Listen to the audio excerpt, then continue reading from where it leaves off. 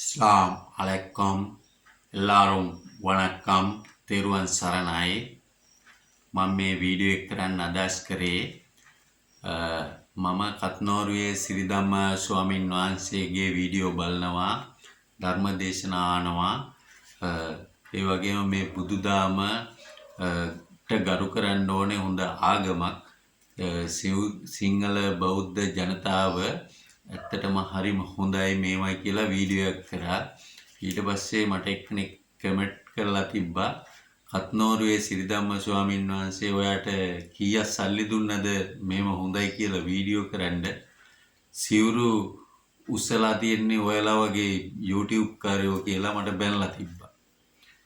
ඉතින්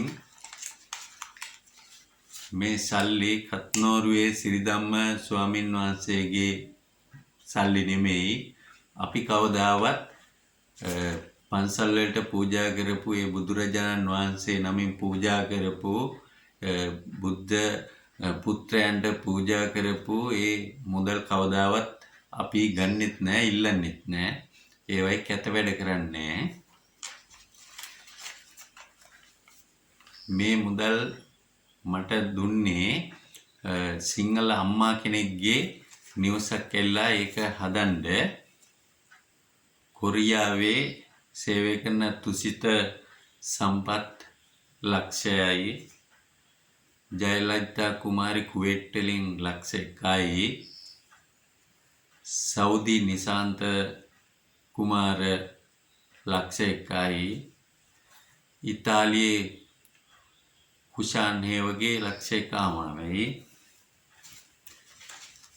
ඒ මුදල් තමයි මේ තියෙන්නේ අතන තියෙන ඉතුරු මුදල් ඉතින් මම සිංහල බෞද්ධ ඒ අයගෙන් පොඩි කතාවක් අහන්න කැමතියි ඔයාලා දැකලා තියෙනවද ඉස්ලාම් ආගමික ඒ නායකතුමන්ලට මේ අර වරද කරා මේ වරද කරා කියලා ගාලා FB වල දාලා YouTube වල දාලා මේවා කරන ඔයාලා දැකලා තියෙනවද ඒ වගේම හිතුණු බැතිමතුන් මේ පාදර්ලට ගාලා අර වරද කරා මේව හොරගම් කරා මේව කරා කියලා ගෙවල් වලට පෙන්නා කියලා ගාලා වීඩියෝ කරලා දාලා තියෙනවා දැකලා තියෙනවා ඔයාලා හිතලා බලන්න සිංහල බෞද්ධය ස්වාමීන් වහන්සේලා කී දෙනෙකුට මේ අවුරුද්දෙම ගාලා වීඩියෝ කරලා මේවා කරලා ඒ කැත විදියට හොඳටම ගාලා වීඩියෝ කරලා දාලා තියෙනවා එහෙම කවදාවත් කරන්න එපා. එතකොට නැති වෙන්නේ ඒ මුළු ශාසනයේම කෙරෙහි තියෙන භක්තිය නැති වෙනවා එකක්. අනික මේක සිංහල බෞද්ධ රටක්නේ. එතකොට අනිත් ආගම් වල අදාන අයත් ඒව තව මේ පිළිගන්නේ නැතුව මේවා කරනවා. දැන් අපි සියලු ආගම් කෙරෙහි අපි දන්න නිසා අවබෝධයෙන් ඉන්න නිසා අපි ගරු කරනවා. ඒක නිසා මම කියන්නේ ඒවයි කැත වැඩ කරන්න එපා හොඳ නෑ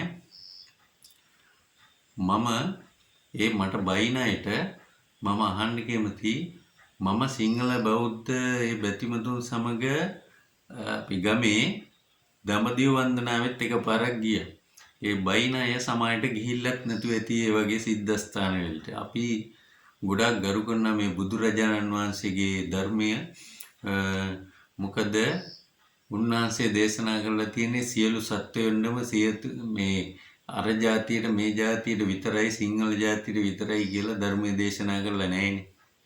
අන්න ඒ නිසා තමයි බුදුදහමට ගරු කරන්න ඕනේ අංක 1ට කියලා මම කියන්නේ. අනික මේ සිංහල බෞද්ධ රටේ අපි වගේ මිනිස්සු ඉපදීමත් මා හිතන්නේ ලොකු භාග්යක් ලොකු වාසනාවක්. මොකද බලන්න කොච්චර සමගියෙන් අපි ඉන්නවද කියලා සිංහල ඉස්ලාම් තමිල් කියලා ભેදයකින් තොරව සහෝදරයෝ වගේ අපි ජීවත් වෙනවා. ඒ වගේම තමයි මම සිංහලද තමිල්ද ඉස්ලාම්ද කියලා බලන්නේ මම සමාජ සේවය ගොඩක් කරනවා. මොකද අර නිවස් නැති අයට පොඩි ඒවා මගේ පුජ්‍යලික වේදෙමුත් හදලා දෙනවා. ඒ වගේම මගේ යාළුවෝ උදව් කරනවා ඒ රට. එහෙම දේවල් ගොඩක් කරනවා. ඉතින් මේ වීඩියෝ මම එයාලට පුජ්‍යලික වේවල තියෙන්නේ මම මේකේ වීඩියෝ දාන්නේ නැහැ. ඒ නිවාස හදන ඒවා නම්මනගේ කට්ටිය විස්තර දාන්නේ නැහැ. හරි නෑනේ.